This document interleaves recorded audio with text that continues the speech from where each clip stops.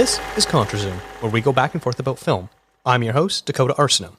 A few weeks ago, we previewed the upcoming Vancouver International Film Festival that ran from October 1st to the 11th, and we're here today to discuss the films that we saw during the Fest 40th edition. Joining me today is Thomas Stoneham Judge, the excellent writer and editor-in-chief of the film review website For Real and the podcast For Real Crew and Cameos. Thomas is based out of Washington State, but came up to Vancouver to check out the films. How are you doing today? I'm great. Thanks for that awesome intro. Oh, no worries. It's sort of funny where I told you this story when we met up during the festival. Spoiler alert for stuff happening down the line in the show. But because I don't really know a ton of film people out in Vancouver, I was just sort of scrolling through Twitter hashtags of VIFF or VIFF 2021 to see if there was any film people, specifically podcasters or writers, not just general movie fans, that I could reach out to and invite to be on the show. Because I previously had asked a mutual friend of both of ours, Matthew Simpson, who was on the preview episode. I said, hey, would you want to be on the wrap-up? He goes, I don't know if I'll have time. I'm doing my own wrap-up show. I was like, I totally get that. That's fine. So that's why we did the preview. And I found you, and then I found out that you know Matthew as well. So it all just sort of like worked together in perfect harmony, really. Twitter is certainly a really nice networking tool for us journalists and podcasters. Mm-hmm. Finally, Twitter does something good. Right. But yeah, so that was worked out really well because you're an awesome guy and I love your work and I'm really excited. We ended up seeing a bunch of the same films together. But before we kind of get into talking about the actual movies, I'm sort of curious, how many times have you actually covered VIFF before? Oh, man. So I've been attending the festival since like 2014. I very clearly remember going to the center to see Whiplash when that screened at the Vancouver International Film Festival, and that is still to this day my absolute favorite theatrical experience. Was getting to watch Whiplash at a sold out crowd before it was, this public movie that everyone should adore. But so I've been attending since then. Last year was my first time covering it officially as like accredited press.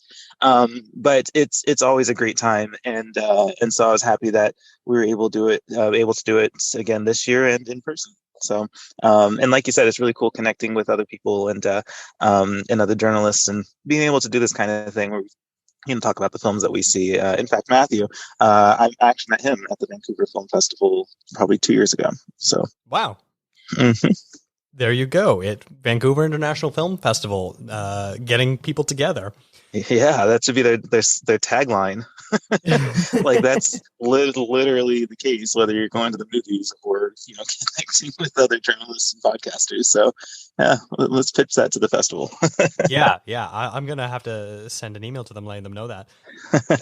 You heard it here first. Now I'm also curious, I know you have attended virtually other Canadian festivals this year, but what is your relationship to Canadian cinema? Do you only attend festivals like VIFF due to proximity reasons, or is it something else in general? You know what? I do. I appreciate the opportunity to cover these Canadian film festivals.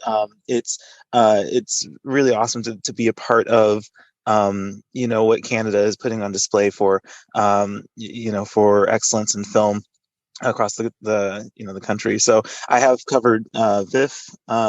And Fantasia and Toronto, and they're all just fantastic film festivals, and each kind of having their own dynamic and their own, kind of their own vibe, I guess. And it's really cool to be a part of, and I'm really happy that I can help cover that. I do cover festivals actually internationally. I've covered Rain Dance before. This year I covered a bunch domestically here in the States. But yeah, I do kind of have this like attachment to Canadian film and film festivals. Vancouver is nice because it is so close and I can drive up. But again, I think it's just a really great scene to be a part of. Interesting. Yeah, I'm just so curious when I found out that you're not even from Canada. Why are you covering these Canadian festivals? What is I'm as an outsider, like as an American, what is sort of your perception of the Canadian film industry and Canadian films sort of in general? Well, it's certainly a robust community.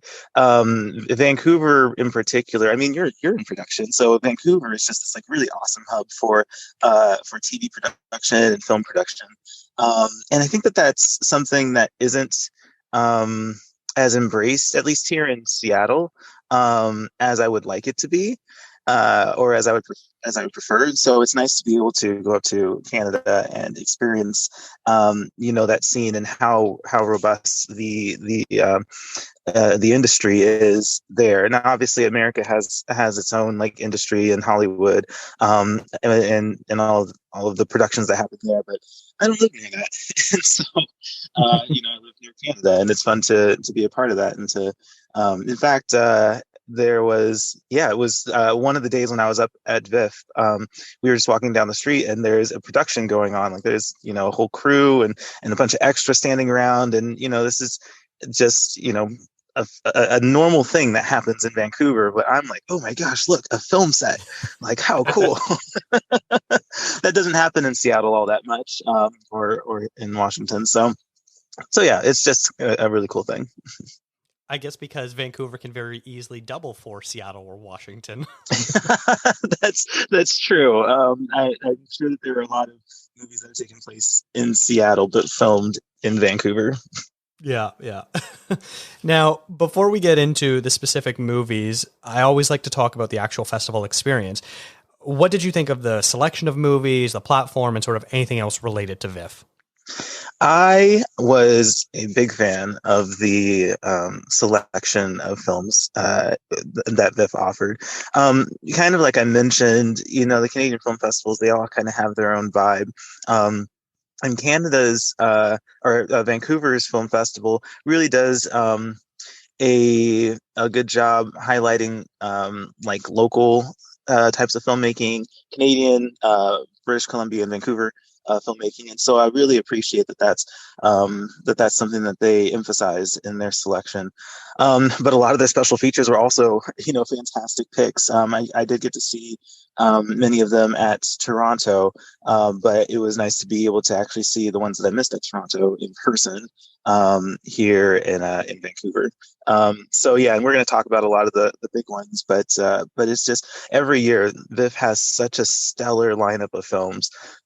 And it's so cool to have that, going into award season and being able to watch these films before they hit kind of that award circuit. So yeah, I'm very interested in seeing like which of these films, start, kind of making that race to the Oscars and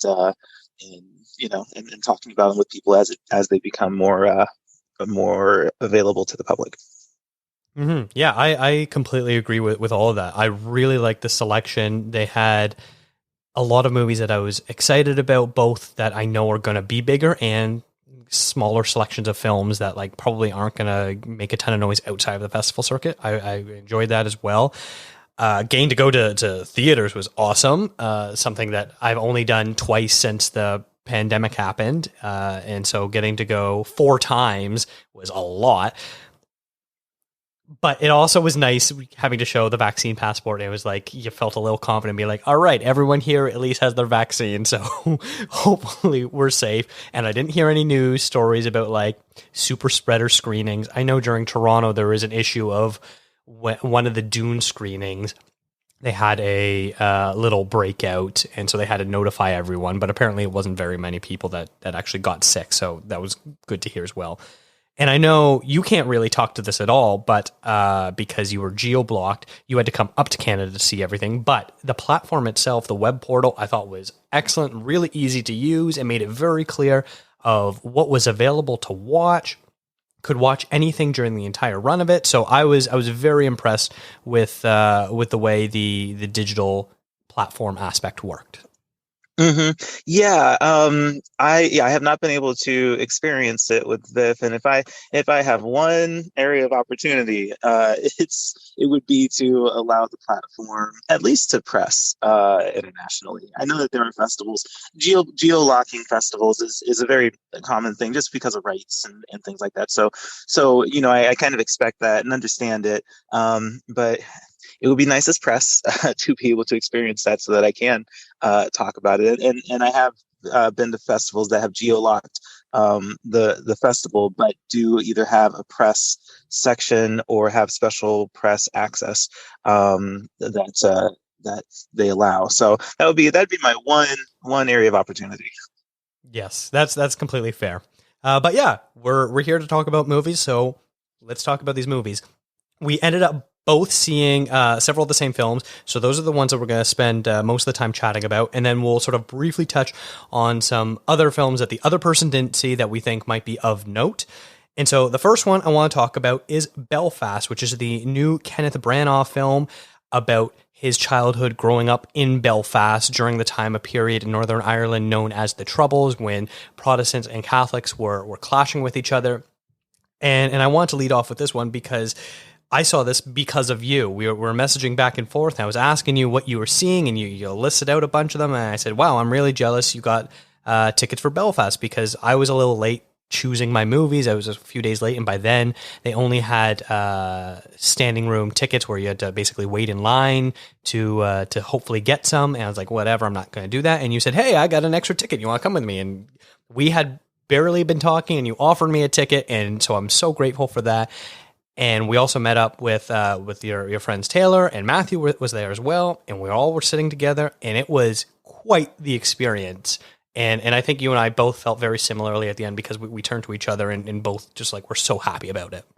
Yes. Yeah, we did. And I am happy that we connected and had that extra ticket. Actually, a short story, if you don't mind, like a little bit of a tangent, but a few years ago, I was attending the Vancouver Film Festival, and someone else had reached out to me because they saw that I was attending the film festival, and I wasn't accredited press at this point. I was just attending. But I had this gap in the day where I was just going to go write.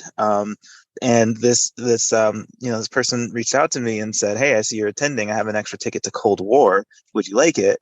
And it happened to be in that window that I had free. And I said, yeah, sure. And Cold War turned out to be such an amazing film. And I am so thankful that I was able to experience that film, also black and white, and incredible, and, thanks to the generosity of another Twitter user. So I'm happy to I guess, pay it forward in a way. Basically, you're saying now I need to pay it forward next. If the opportunity arises, I guess if you want to keep with the trend, make it a black and white film. It has to be in black and white. That's right. Yes, of course. Yes.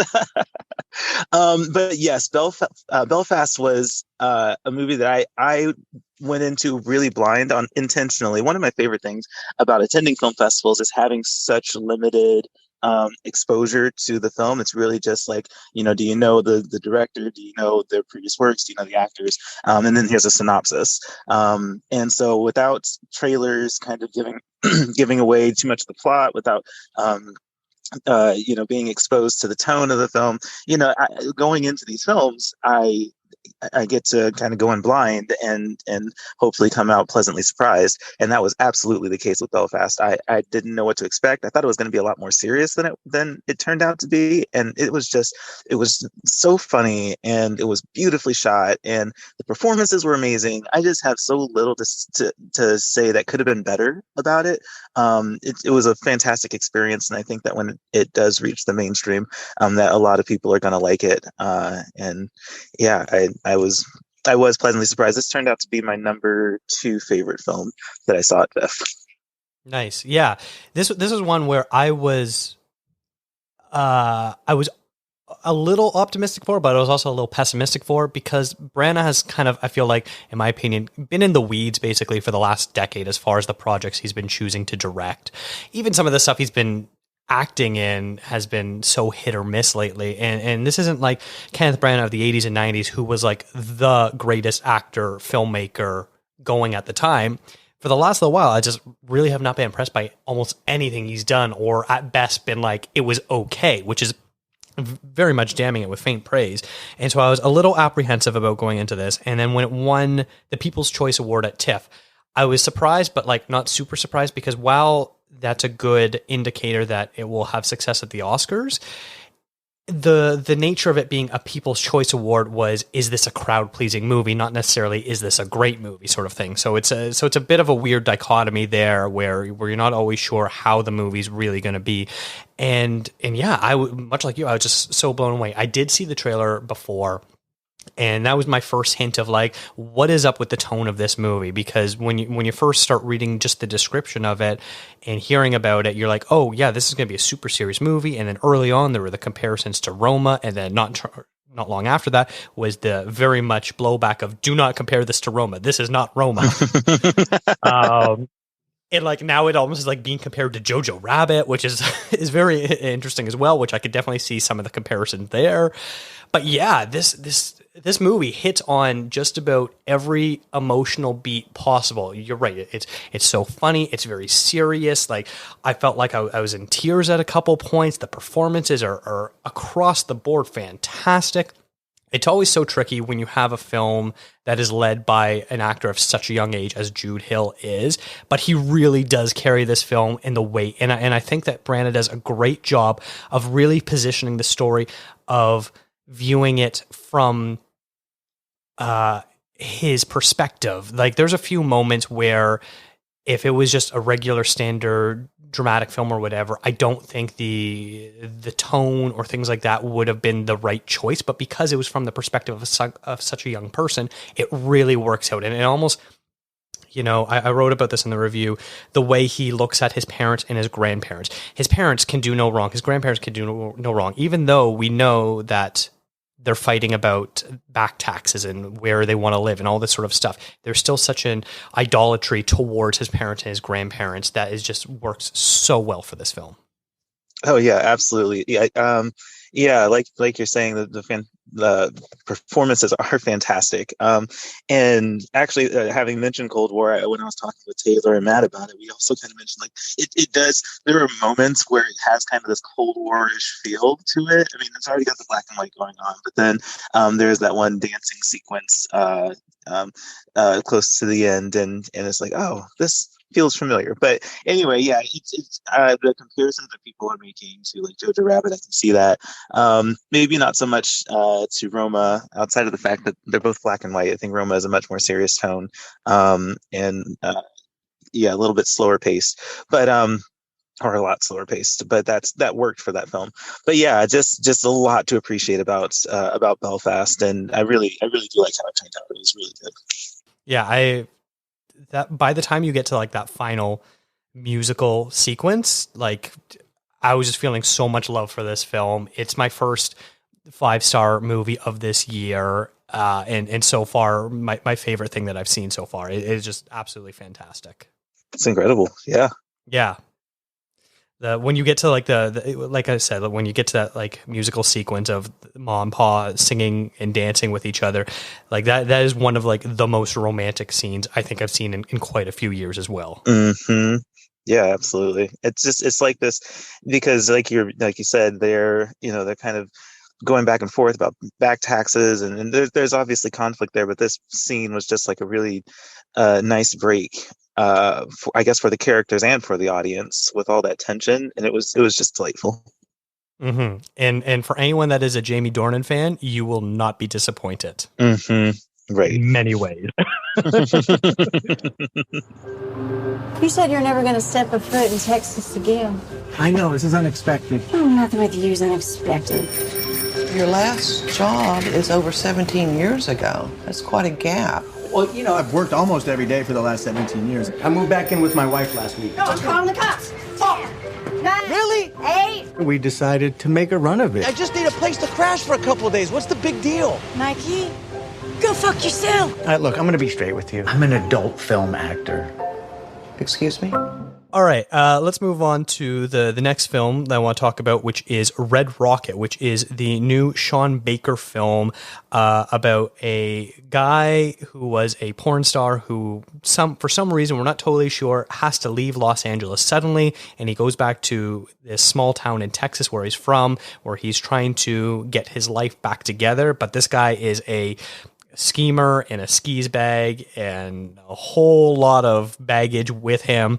And he starts living again with his estranged wife and her mother. And we're not too sure exactly what's going on with that. And then he meets a 17-year-old girl where he decides to take her under his wing and mentor her. And they eventually start dating. And I feel really gross saying this description, but for some reason it actually kind of works, and I don't know how to say it without like being like, yes, I condone a man in his late 30s, early 40s dating a 17-year-old who's still in high school, but it somehow weirdly works, and it stars Simon Rex.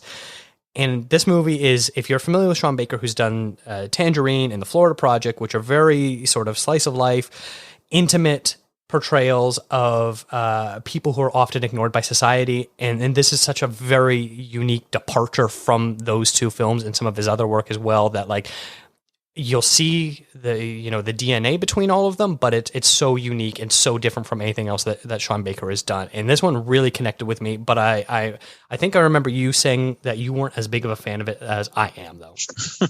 Yeah. Everything you're saying is accurate. I think that I didn't connect with the film all that much, just because I don't know if it all made enough sense to me for the story. Like, I think that the idea of this washed up guy who is kind of this dirtbag, and he takes advantage of anyone that is willing to help him. I think that there's something there, but I don't know if this character was the right angle to come at it from. I guess one thing I didn't get was really the porn industry component of it. Like, I think the movie could have worked without that, because even when it came to the 17-year-old, I don't know what the consequences were of that, right? Like, I think that, and ultimately that's where I struggle with this film, is the consequences. I don't think the consequences of his actions and who he is as a character ever really came through. I don't want to spoil the ending, but I guess just kind of delicately speaking, the end left me very unsatisfied with how, with like what the message of the story was. And like what we were supposed to take away from this guy being, kind of this dirtbag. And so I do think that there is what you're saying about the DNA of Sean Baker's filmmaking in this film. That is entirely true. It's not as slice of life as his previous films are.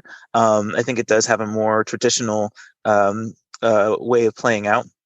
But I think that it does work tonally. It does work, from I don't know, just from an entertainment standpoint. It's definitely a lot more. There's funnier parts to it, and it is. I guess it is interesting to watch the story unfold here. I was hoping that the consequences would be more pronounced in this film, and I think that was kind of understated.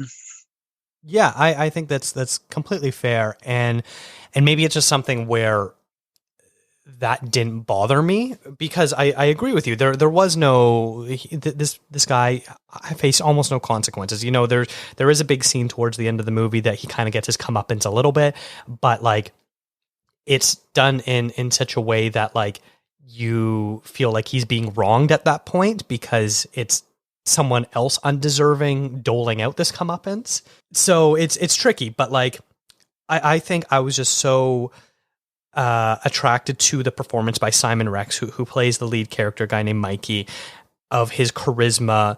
And like, yes, he's, a complete dirtbag and someone you should not be spending any sort of time with, but like he also has this weirdly wholesome energy to him, even when he's like talking very vulgar, offensive, derogatory, saying all these disgusting things, but he still has this weird innocence to him that like you understand why people are attracted to him and why people want to be friends with him, and it just has that aura about him. And I think Simon Rex was sort of perfectly cast. I'm not too familiar with his earlier work. I know he was an MTV VJ before, but being Canadian, we didn't get MTV, and I don't think I saw the scary movies that he was in, because I think I stopped watching it after the second or third one. I think he's only in like the last two or something like that. So I have no real connection to who Simon Rex as a person is.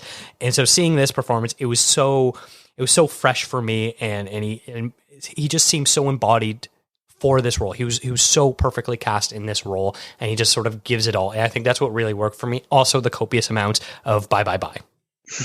Yes. Yes, when the movie opened with bye bye bye, I said, oh, well, that was an interesting choice. Yeah. Which I appreciated. I mean, that it just that'll obviously resonate with a certain audience. But yeah, I do agree with you. I may not have cared for the character, but I do think that Simon Rex did a fantastic job with the portrayal, and everything you said.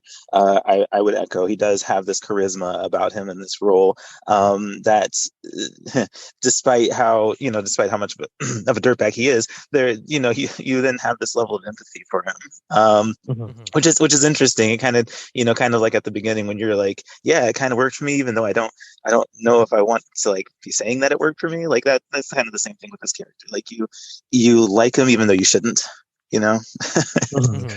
Yeah, I think this movie is going to probably be pretty divisive. I would love it if Simon Rex got nominated for an Oscar, but I can also completely see this movie being ignored by the Academy in general. Where do you sort of stand on that? It's really going to depend on how things pan out. Like I'm like the worst at Oscar predictions. I'll make guesses and it's just never like I'm never on the mark. But I think that I think there's something to appreciate about it that could put it up for Oscar contention. I personally wouldn't. I think that there are actually a lot of good movies to consider, and a lot of good performances to consider this year. And so I don't know if I would give those spaces to Red Rocket this time, or to this film, but that's just me, and I just connected with the film on a different level than a lot of other people did. Mm-hmm. I think one sort of last discussion point I want to talk about is maybe the two main women in this film. You've got Brie Elrod, who plays Lexi, his estranged wife, and then Susanna Sun, who plays Strawberry, the 17-year-old high school girl. I thought both women were also very terrific in it, and maybe it probably might not work for everyone, especially the Lexi character, based on what she's given to do. She doesn't really have much of an arc there. But I was very impressed by what to me is an incredibly newcomer performance from Susanna Sun that really sort of held her own against Simon Rex's very charismatic performance, because I thought she was equally as charismatic. Yeah, absolutely. I totally agree. Again, good performances in the film for sure, and I think that in the Q&A that I was in, Sean Baker talked a little bit about casting and how kind of there was some intentionality behind it, but there was also a little bit of spontaneity behind it. And I can't remember who he said, which actor he said they kind of like drove past on the street and turned around and said, "Hey, would you like to be in a movie?" But it's kind of funny how that works and how he went about that process. But whatever the case, it did work for portraying the characters, at least, that he created. Yeah, I read about that too. I saw that afterwards. And that was the character of June, which was the drug dealer's daughter. Right. Yeah. Yeah, this is one that I think is going to be very divisive, and I'm very curious to see when it does open wide what the reactions are going to be. This is an A24 film, and it sort of fits in with their milieu of being offbeat films. So I'm really curious to sort of see if the regular A24 crowd is really going to go for this. But as far as wider audiences, I have no idea if it's going to connect, because it's a bit of an out there film, especially for Baker's previous two efforts, which didn't really get a huge audience to begin with. Mm-hmm. Right. Yeah. I mean, fantastic films. But I don't, if we're talking Tangerine, Florida Project, and Red Rocket's probably my least favorite of the three, but it's also a kind of a different film. And, I guess I'll be interested in seeing like what he does with his career from here and the next films that he wants to make. Moving on, let's talk about the next film that we saw, which was one called Official Competition, which we were in the same theater for, but I ended up separating from your group because I met up with my wife, and so she joined me to watch this one. But yeah, this is another big surprise for me. I was drawn to this strictly by the three lead actors, and that's all I really knew about it. I knew the basic plot description as well. But seeing Penelope Cruz, Antonio Banderas, and Oscar Martinez in a movie together, that was enough to really get me going. The plot of this is that there's this super wealthy billionaire guy who decides he wants to have a bit more of a lasting legacy. So he can't decide if he wants to build a bridge and have it named after him or finance a movie and be the main producer behind it. So he decides to do this movie route. He buys the rights to a very famous book, hires the best director in all of Spain, who is played by Penelope Cruz, who is a little bit of an eccentric artist. And then she casts Antonio Banderas and Oscar Martinez to play these two brothers in this film. But the problem is they both have completely different schools of acting. Antonio Banderas is basically a pop star in the world of acting, very over the top, very concerned about his image and branding and all that sort of stuff. And then you have Oscar Martinez, whose day job is actually a theater teacher. And he comes from a very sort of black box theater style where it's very serious, does, the vocal exercises and warm-ups and all that sort of stuff. And they clash. And they clash with the director, and it's basically hilarity ensues of what happens when you get three very mishmash personalities with big egos in a room together and watch as they try to create something artistic. I thought this might have been one of the most purely funny films I've seen in maybe 5 years. I laughed so hard in this movie. What about you? So Taylor Baker made no secret of how loud I laughed in this film. It's certainly one that is purely funny. You're right. I think that it's very hard to come across comedies like this where it's funny because of the content and because of the circumstances and the situations that arise. So yes, I did love this film as well. This one actually clocked into my number 3, the film that I watched at VIFF. And it is just so funny watching these 3 different personalities. Actually, I guess everyone had these, like, because even the producer guy was just this like really odd, kind of character, this like egotistical, pensive kind of person. But it's just so funny watching all these characters like clash and create the situations that they do. I know that there's one particular scene that just had me howling. It was so funny, which was the kissing scene. Oh my gosh. That will be one of my favorite scenes in theaters or in movies this year. It was just so perfectly executed, and I couldn't stop laughing. It's so lots to enjoy about this. I do think it has this like I don't know if I like crowd pleasing, I guess. Like it is just a really fun film. You want to share it with people. You want to talk about it with people. And there's just so much here also to appreciate with, with the actors and the characters and how the story progresses, and also the things that come back into play in the conclusion of the film. Yes, it ends on a terrific final gag that I don't want to talk about, but it was like such a pitch perfect thing where I'm like, yes, I'm so glad you brought this joke back, and that's what the final punchline is. Right. But yeah, I wonder what the audience for this is also going to be like, because this is a very odd movie on the surface. A lot of it, the humor sort of stems from awkwardness or misunderstandings, and I think if you're not on that wavelength, I wonder if like you're at home and you're like, oh, this just popped up on a streaming service or VOD or whatever, I'm going to rent it or watch it. If you're by yourself, maybe you're not in the, a large group who aren't all laughing at it. Maybe you can watch this and be like, what the hell did I just watch? This movie was garbage. I didn't laugh once. I can definitely see how that happens. And I also wonder if maybe this movie's a little inside baseball-y, where like I went to acting school. So a lot of the stuff that like the two guys were doing or not wanting to do. I really appreciate it and like got a good kick out of that. And then I feel like if you're like a real film person and follow the way stuff like Cannes goes, because it's obviously parodying stuff like that, the different big film festivals and the behind the scenes aspects of it. If maybe you're not as familiar with it, you might not understand what what they're mocking basically. So I am sort of curious to see if people who are not like huge, film nerds or whatever are watching this movie, what their reactions are going to be to it. That's actually an interesting perspective to come at it from, because this movie plays so well with an audience. It plays so well with the crowd and the theater.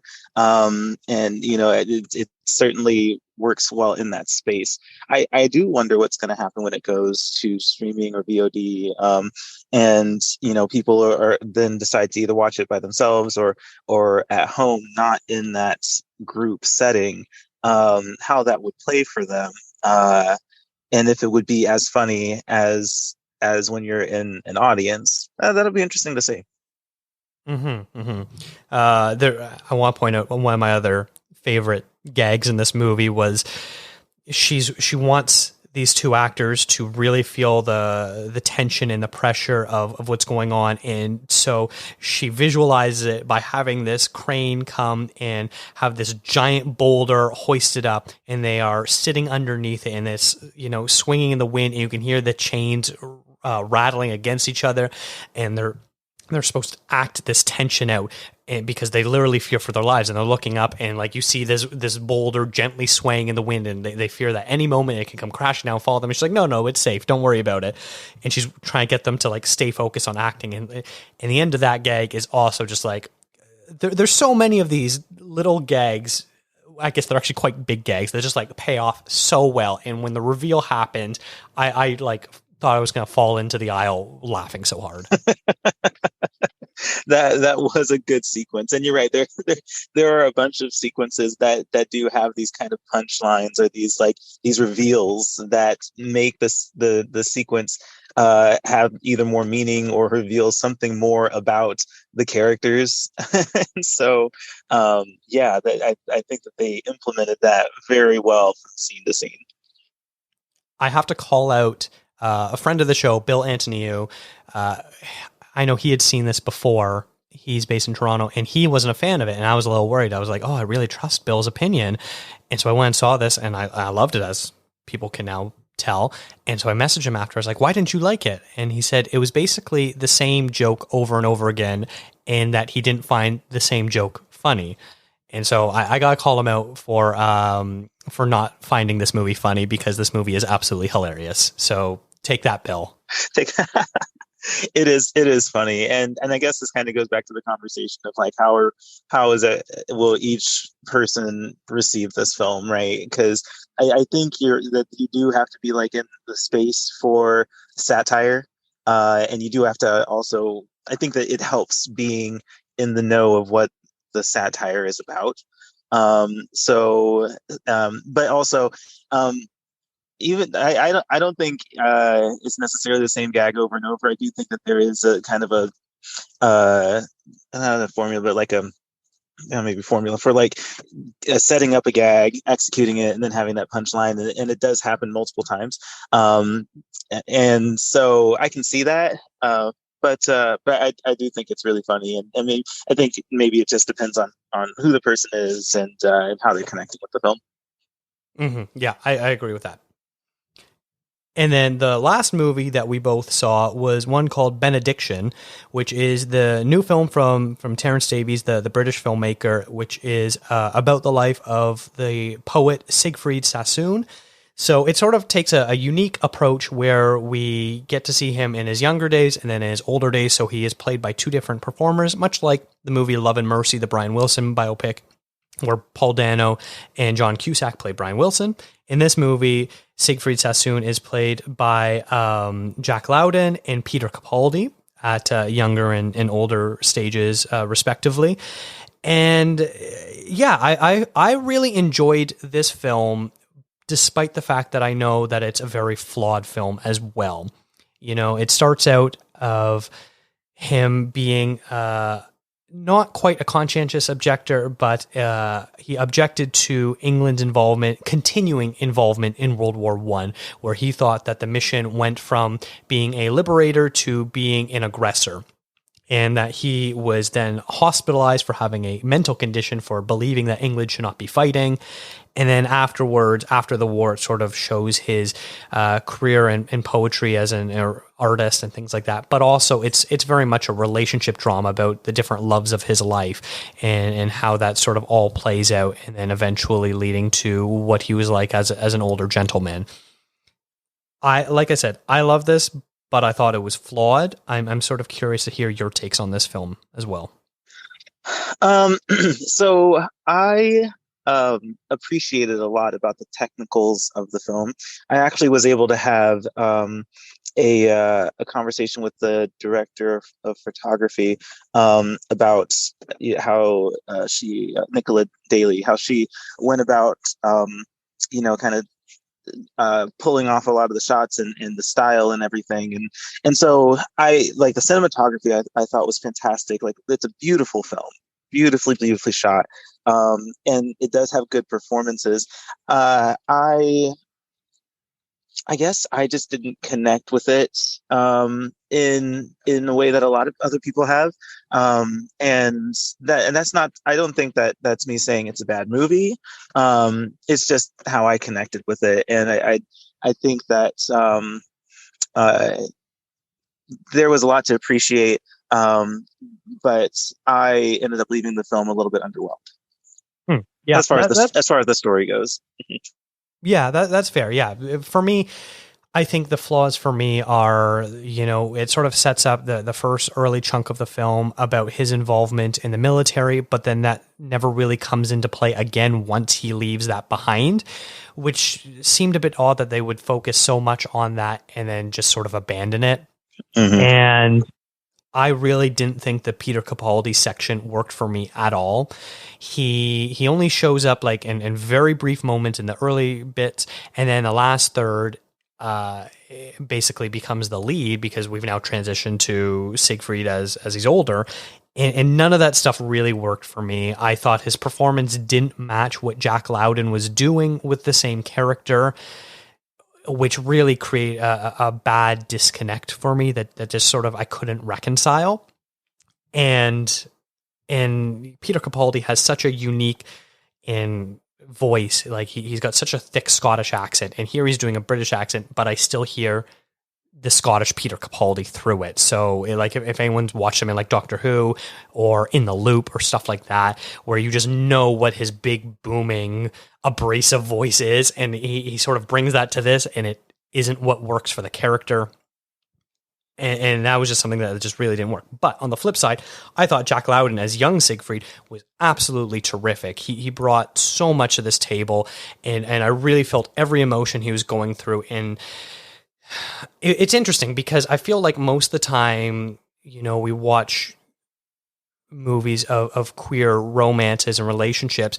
It's so much about it is about how you have to hide it from society. And it's interesting how Siegfried, I don't know if it was true or not, but was so above the rest of society and the aristocracy that no one cares what your sexual orientation is. So he was allowed to be an openly gay man and date other openly gay men, and no one cared at all. So that was sort of an interesting thing where I can't think of another movie basically pre, 2010s of where you can have openly queer characters, and there's literally not a single point in this movie where his queerness is judged or commented on at all. So I was actually quite surprised by that, and I really enjoyed that too.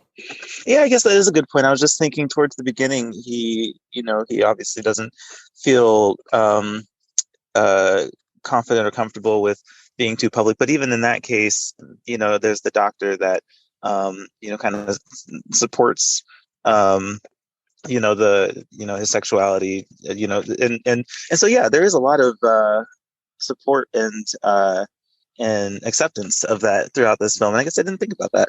Yeah.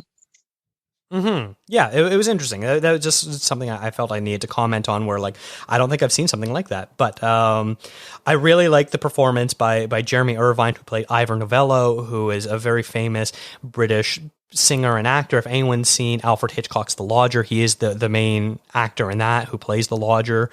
So it was really interesting to sort of see him portrayed on screen and such a diva personality, and it worked so well to sort of balance the quiet, reserved nature of Siegfried Sassoon, that he was just so over the top. And I really, another thing that I think really worked for this was the script. It was so witty and just like a lot of like clever barbs thrown at each other. It was just like, let me watch a bunch of like really sassy people constantly insult each other. That was a very entertaining component of the film. Yeah, just a very witty and very, I don't know, snappy and just so full of attitude sometimes. Yeah, no, I think that was, the script was done really well. And those conversations that happen when it's like one-on-one conversations, they do create a lot of entertainment in those scenes. Now, Terrence Davies is obviously, being a very respected filmmaker, isn't the biggest name in the industry. So I really don't think this movie is going to get a ton of attention elsewhere.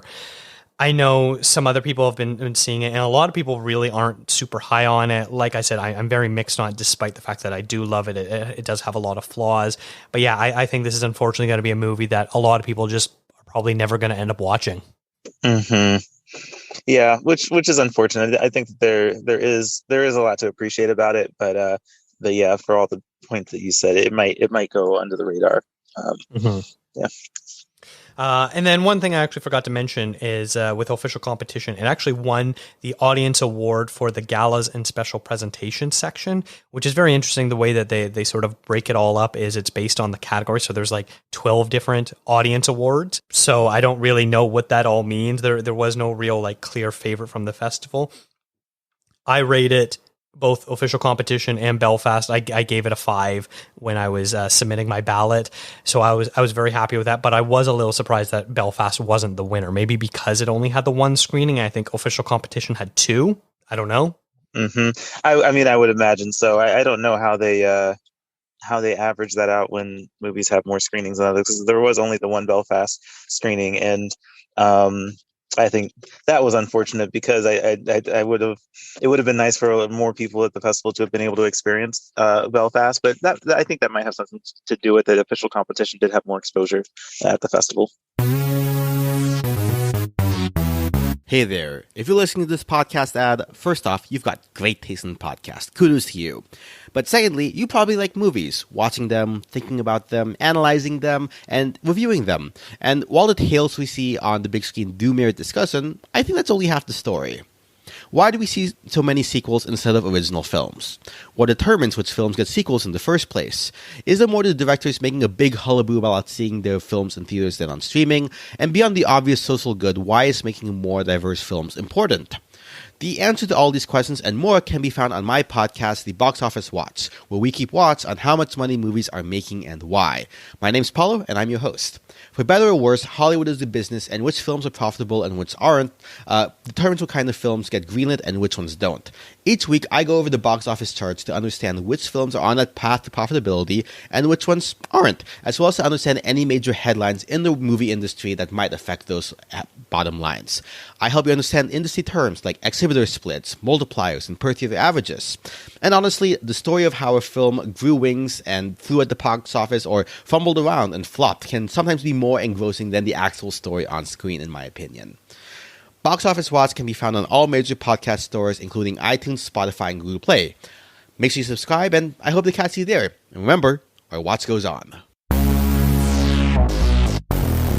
All right, now let's move on to some films that only one of us saw. So you saw a whole bunch that I didn't see, but there's 2 in particular that I'm very curious about. I'll let you pick which one you want to talk about first, actually.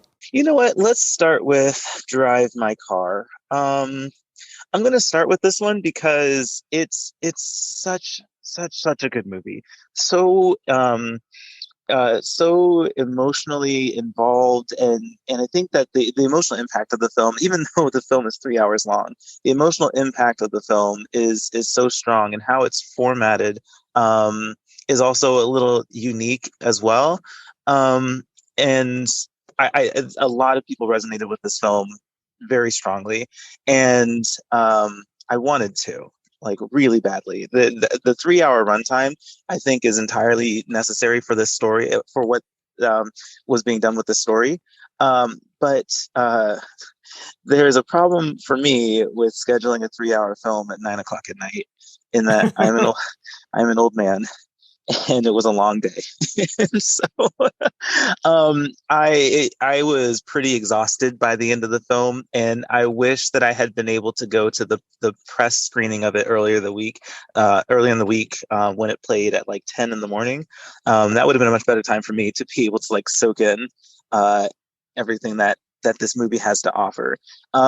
It is playing at AFI Fest, which I will be covering virtually, and so hopefully I get a chance to revisit it. But I guess as far as my contribution to like how people should like view this film, I think it's a fantastic film with incredible performances, and it's so well done, and how it takes this short story and turns it into a 3 hour movie. But there is nothing in the film that I would say you need to get rid of or remove. It's all necessary, and it all builds up to this super emotionally charged conclusion. And it works really well. I just wouldn't recommend watching it super late if you're not a night owl. I guess that was my only thing. But I would like to revisit it and actually be able to soak in everything that the film offers. So. Mm-hmm. Now, one thing that's going to come in common with both of your picks that we're talking about is they were both submitted to the Oscars for Best International Film. So Drive My Car was submitted by Japan. And it sort of sounds like, I don't think it's going to be the front runner to win, but I definitely think it's going to be a front runner to get nominated. And if that's the case, this is definitely going to get a pretty big audience for it. I do hope that it gets nominated. It certainly deserves that. I think that it's a film for audiences who are prepared and in the mind space to take in a 3 hour film. I think that it will play very well for those audiences, and I would love to see this one get nominated. Awesome. It's like a rumble from the core of the earth. Bang! And then it shrinks.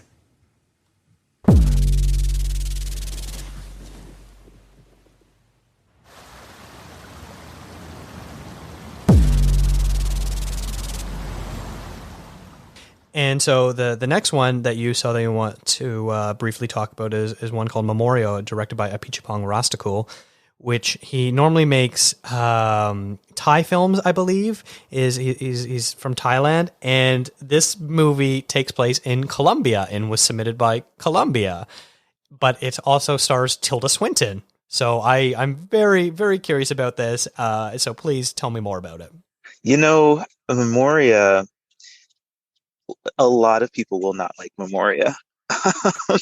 I, however, adored this film. So this is another one that's it's what is it, 2 hours and 15 minutes long? So it's longer, and so much of what happens in this film is very, I guess, meditative is the word that I would use, where you're really just like observing a shot for a lot longer than you would traditionally watch a shot happen. So there's a lot of long takes and not a whole lot happening in those long takes. Think like a ghost story with the pie eating scene. Mm-hmm. Think a whole movie of that.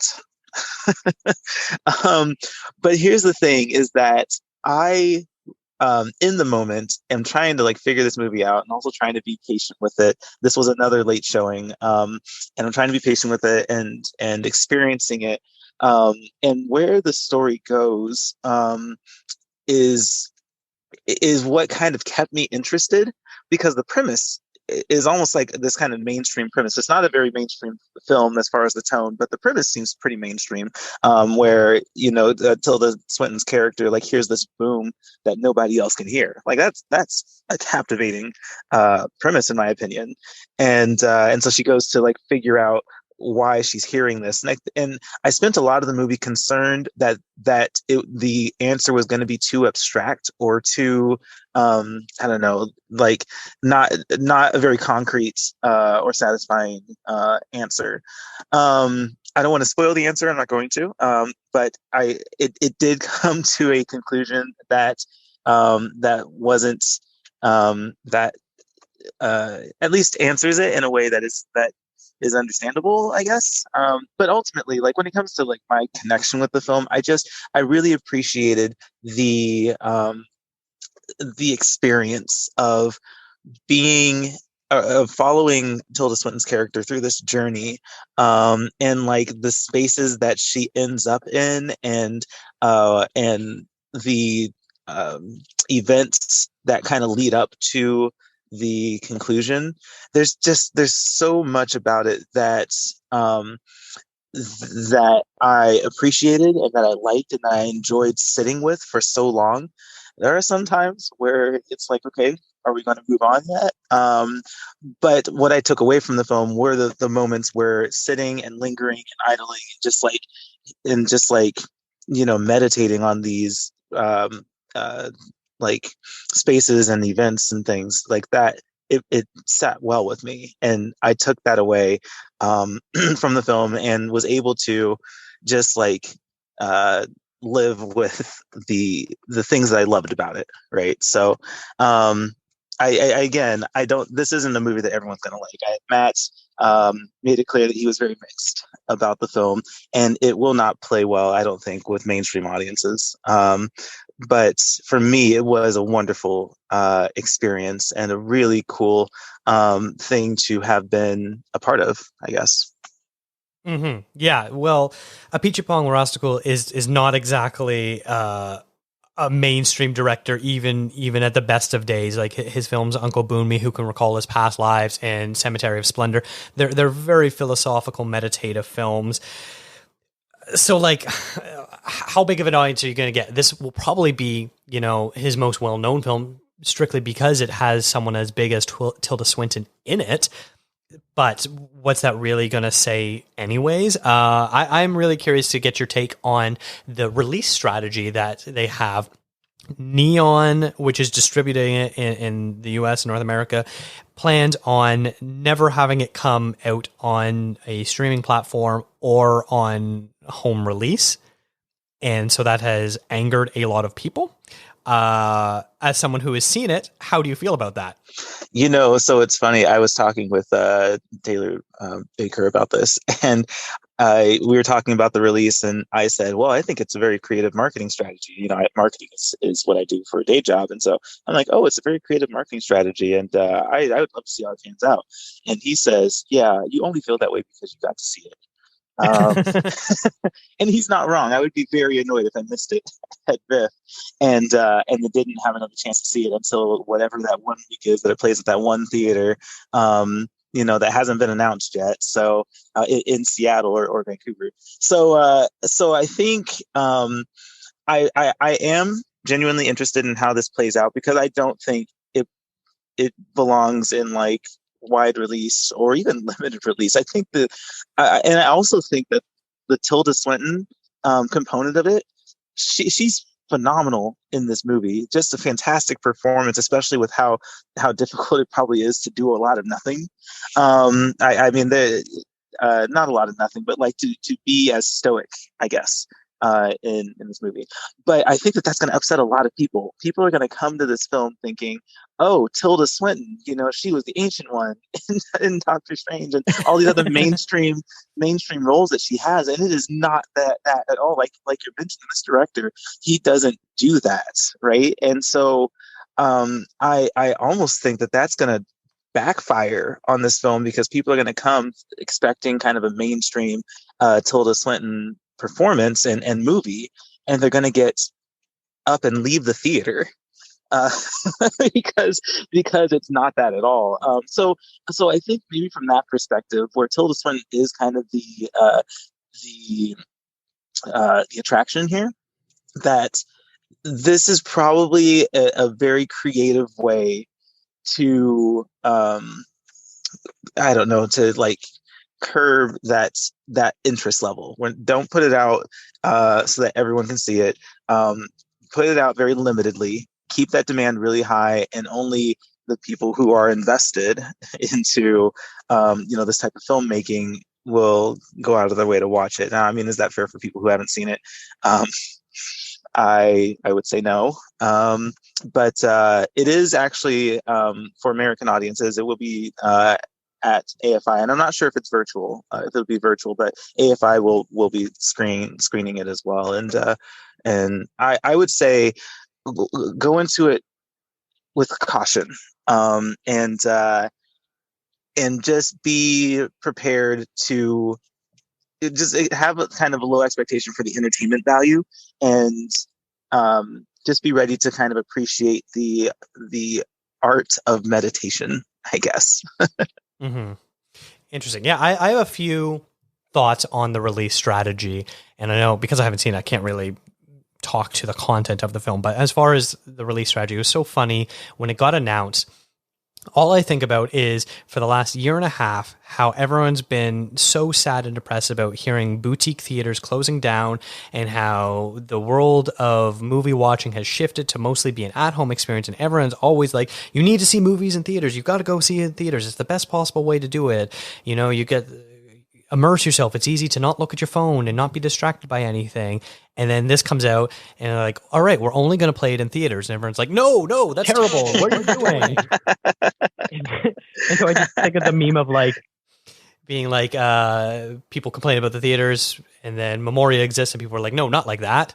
Mm-hmm. Yeah, there is an interesting double-mindedness to that. I think that maybe the biggest hang-up is, I mean, as far as I know, that it's only going to play in one theater a week, so it's going to do like this world tour, and so that's I think that a lot of people are bothered by that, and the fact that it doesn't really have a schedule yet. Like you won't, as far as the release strategy goes, they haven't actually announced what cities it's going to go to, and when.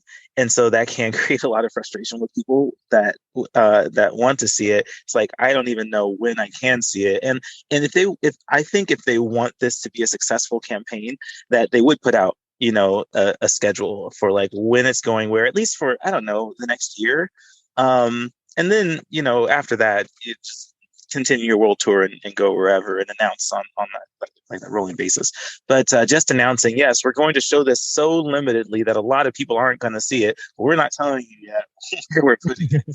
We're just going to announce this marketing strategy. It can kind of come off as like just as like a marketing ploy, when I really hope that they are considerate of the interest from film critics and film enthusiasts who want to see it and want to be able to plan to see it. And I think the other thing is, I feel this purely is just a marketing strategy. Like, a whole bunch of people are talking about it that wouldn't have been talking about it before. It would not surprise me in 2-3 years from now, Criterion announces that they are putting out a version of it. This sounds like a way to get butts into seats and nothing more. Like, good on them for basically antagonizing film fans into wanting to see this. Basically, it amounts to. I mean, that's maybe that's the play, is like, will this movie play better with $100,000 opening weekend, or would it play better with weeks and weeks and weeks of sold out shows, even if it's one or however, whatever the limited number of theaters it's going to per week, right? Yeah. So yeah, it certainly screams marketing, and I'm a little sad that there's not more of an intention behind it as far as like the film, like an expression of art, or but we'll see how it plays out, because I do agree with you. I think at some point, if this movie does play well in this like limited release thing, at some point it'll be available in streaming or on some in some capacity on demand. But Mm-hmm. And then the movie that I want to briefly talk about is a Canadian film called All My Puny Sorrows, which was directed by Michael McGowan. It's based on a book by Miriam Taves. But yeah, it's basically the story of two sisters, one of whom is a divorced woman and struggling to write her next book. And then the other is a happily married woman who is a concert pianist who has suicidal tendencies. And she tries to kill herself, and it sort of reunites the family back together as they struggle to deal with the different issues that are going on. It stars Alison Pill and Sarah Gadon as the two sisters. And I really felt for this movie. It seems like I may be a bit on my own with this. I struggled to see this in previous festivals. They only were having in-person screenings and weren't making it available to critics. So it's a bit of a frustration, and I finally was able to see it at VIFF. It was playing on the digital platform, so I was very happy I got to see it. And I loved it. Alison Pill is an actress I like, but don't really love. I was mostly intrigued by Sarah Gadon, who I really like as a performer. But the movie's carried by Alison Pill, and she does such a great job of trying to keep this together, because the main conflict is that their father had also committed suicide. And so sort of seeing the effects that it has on the family already, of knowing how much pain someone taking their life can be and how it affects those, and how she feels that her sister is being very selfish, understanding the pain that their father's death caused them. So it does such a great job of really making this a very intimate family story about mental health struggles, and one I really connected with, and also surprisingly funny at times too. Was this a movie that you were familiar with at all? Because I know you weren't able to see it because it was on the streaming platform. You know what? So I'm trying to think. I actually did watch this movie at a different festival. Yeah, I wasn't. I didn't connect with it as well as you did. I think that you do make a lot of great points about how it approaches mental health and the pain and difficulty of of having to deal with suicide and a loved one wanting to commit suicide. But I think that I couldn't connect with it. Even though I think the performances were good, there just wasn't enough. I hate to say the word entertainment value, because I mean it's very very serious kind of a movie, but I just didn't connect with it. I do love Sarah Gadon. I think I started paying a lot of attention to her after Black Bear, which screened at VIFF last year. And actually, there's been some other projects that she's been in as well. But Black Bear was kind of this standout. Oh my gosh, I am going to watch anything you're in. And she puts on and she does, like I said, a good performance as this character. There just wasn't enough meat to it, I guess. And I don't know how else to put that. I'm happy that you resonated with it a lot. I think that stories about mental health are very important. There was actually another one that screened at VIFF called "Everything Went Fine," which also has to deal with suicide. And so I do think that these stories about mental health are very important to get out there, so that we can destigmatize how people see mental health and actually be able to, bring it to the forefront of, how we can deal with it in more healthy manners. But yeah, as far as a movie, I don't know if I would personally recommend it, just because I didn't resonate with it all that well. But I'm happy that you did. I'm glad that you enjoyed it. Yeah. This is now my third Canadian festival in a row where I really connected with a great Canadian film. So I was happy about that. This has been a fairly strong year for me in terms of watching Canadian cinema. And then something that isn't really related to the quality of the movie or not, but I just sort of found it funny, where I'm so used to watching Alison Pill. She has such a young look to her, and I feel like I've been watching her for quite a while playing young characters.